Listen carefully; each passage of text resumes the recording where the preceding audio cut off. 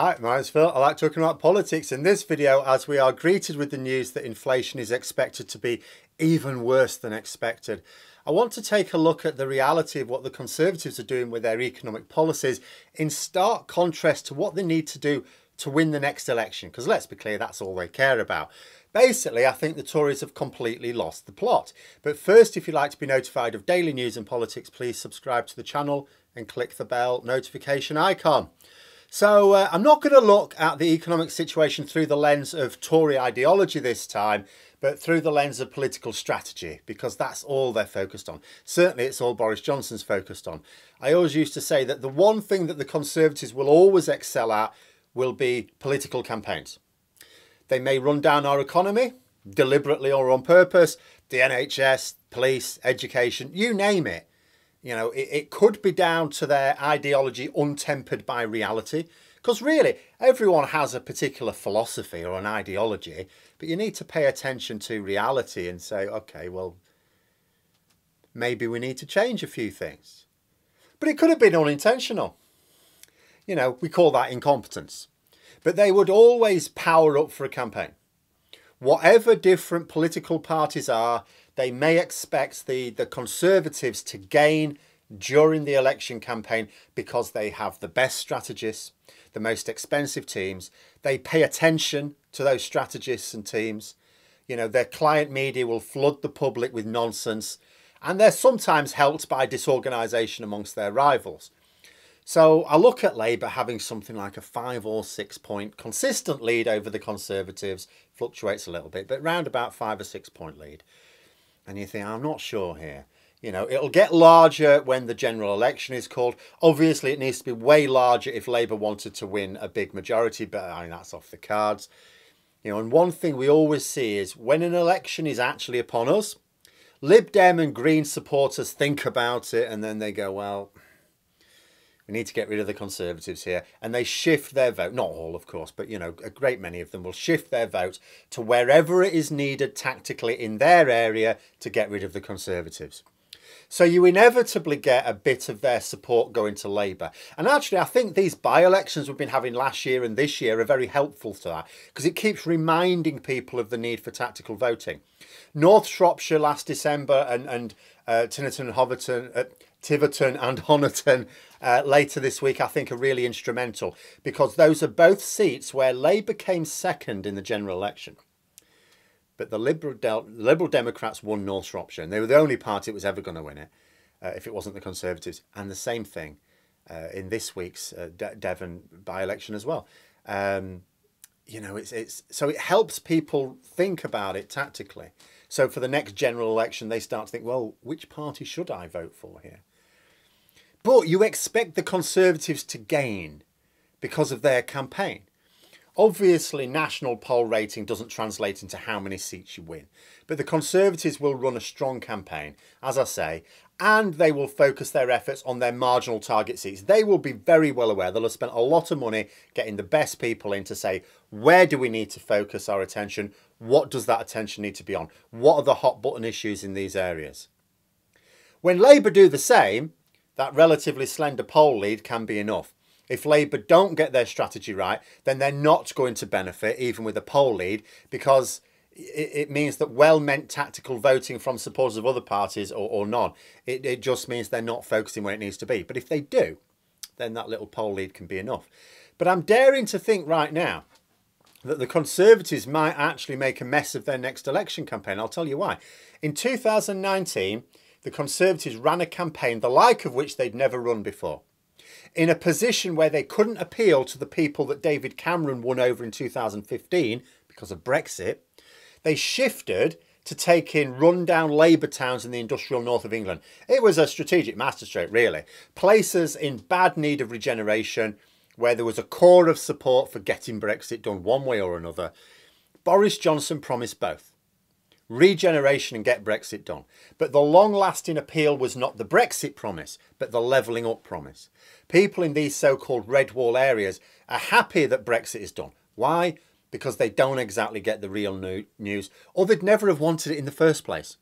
And Boris Johnson says he's got it done. He keeps saying he's got it done.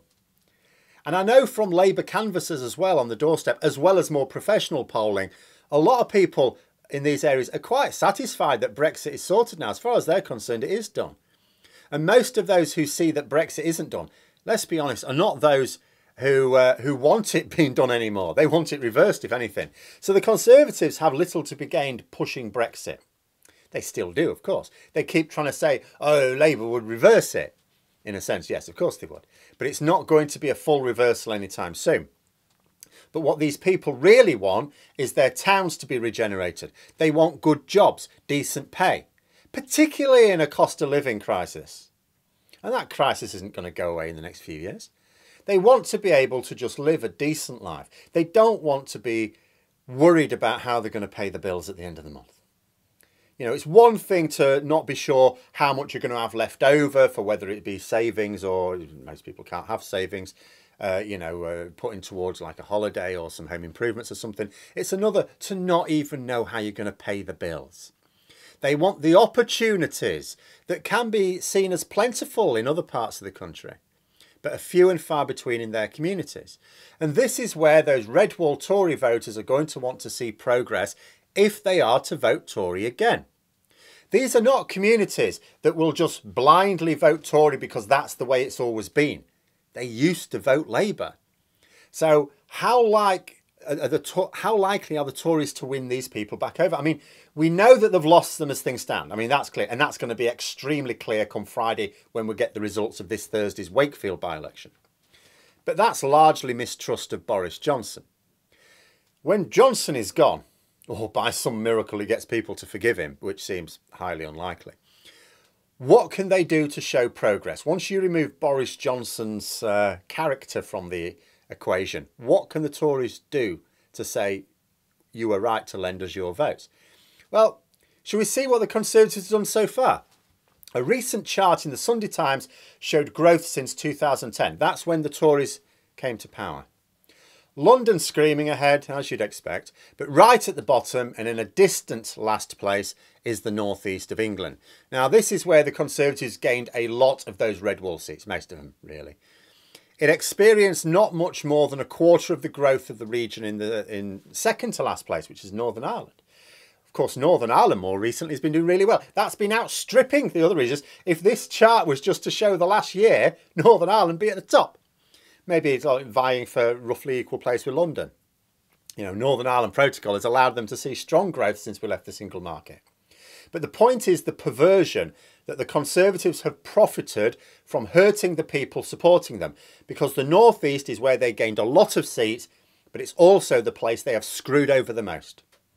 And what this chart shows is the Tories held those red wall areas back, but were very skillful at telling them it was someone else's fault, because they also gained a load of seats there. Or it's the fault of the immigrants, so we need to leave the EU to put a stop to it. So we left the EU, but it's still the fault of immigrants, apparently.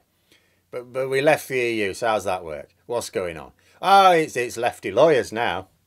So it wasn't the EU. Oh, no, it was the EU as well. But we've got to deal with the lefty lawyers. But anyway, the point is, it's not the party in government. That's what's got to be said here.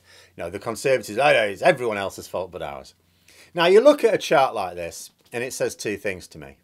First, it's appalling that people are voting Tory in order to reverse what was always a Tory policy. It's like, oh, we're really being hard done by, we're getting left behind. Let's vote for the people that did it. You know, to run their economy down, like I said, it's perverse, and then somehow gain more support from these people. But my other thought is, this region is doing so badly, it should be really easy to make a big improvement with a small change. It's always easier to get a large proportional boost when you're on your arse. I remember I had a former colleague who got a promotion to become head of department in a different college, miles away. And he was a bit worried. He said to me he was a bit worried whether he'd do a good enough job or not. You know, it was a big step up for him. And this college had a poor rating from Ofsted. And I said to him, don't sweat it, because a place like that will have a lot of things wrong with it, and it'll be really easy to make small improvements that'll make a big difference. Much harder to have gone into a role like that in a top performing college. You know, when you're riding high, there's only one way to go, and that's down. You know, just maintaining it is going to be a tough challenge, and all you'll have done is maintain it. It's the same thing here, really. If you were tasked with boosting London growth, that'd be way trickier, especially right now. That's not expected to carry on growing for much longer. But boosting the growth of the northeast of England, that should be easy. So what can you do? Well, the obvious one is to improve transport links, and that's what he said in 2019. They promised to do that, but uh-oh, they broke that promise. The funding was cut after the election. They've decided to spend the money on the south of England instead. Funny that. But without those better transport links, you're not going to get much more investment. Transport is a significant cost for a business at the best of times. But when you've got long delays at our Brexit borders and the price of fuel is out of control, you cannot be dealing with a crumbling transport infrastructure. Oh, they've improved the already decent transport infrastructure in the south of England. We'll set up there. That's what they'll be thinking, these businesses that are planning on setting up somewhere. And this is what's so incredibly stupid. I've said it before. I get that we will now and then be ruled by evil people. Politics attracts the selfish. It's inevitable. But clever evil is one thing. I object to being ruled by stupid evil. It's embarrassing. It really wouldn't take much to make a significant difference to the economic output of places like this. You know, these places, they've still got schools and colleges delivering the same sort of courses as more affluent parts of the country. They've got more people in need of work. So there's a large workforce there. The conditions are there for companies to take advantage of. But it's the drawbacks. And those drawbacks are largely related to infrastructure of various kinds, transport being one. It's a problem that just needs a bit of funding, a bit of attention.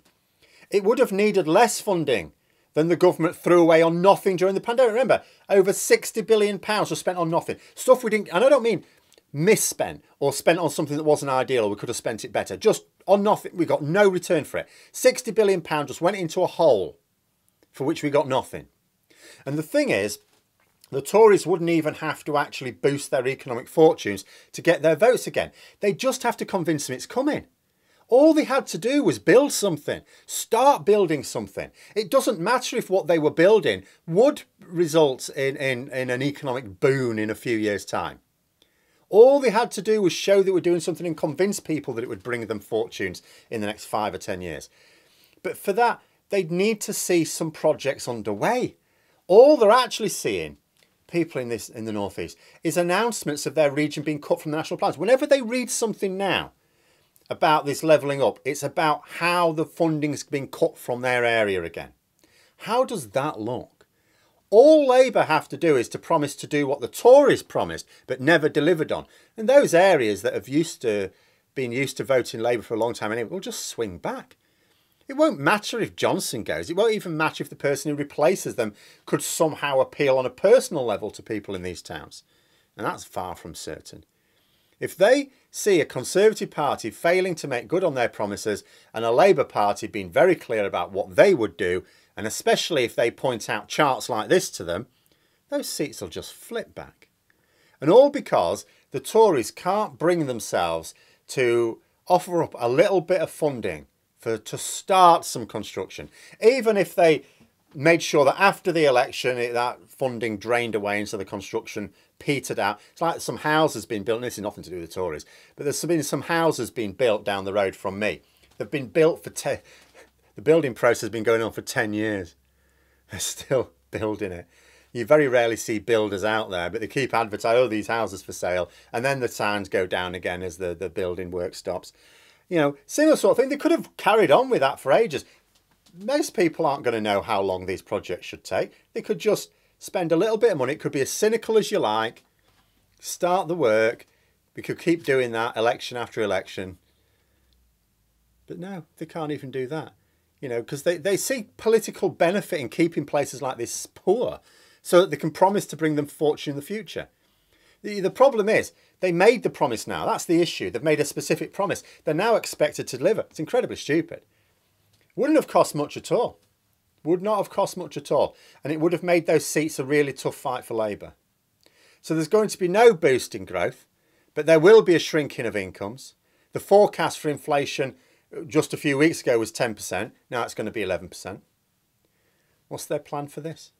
Other than blaming foreigners and the party that hasn't been in government for over 12 years. So yeah, I am actually now daring to hope that the Conservatives have completely lost their ability to fight a campaign. In their new far-right form, seem to have completely abandoned political strategy. But those are my thoughts. Let me know yours in the comments below. I hope you found the video interesting. If you did, please click the like button. If you'd like to support the channel further, the join button for memberships. And until next time, I'll see you later.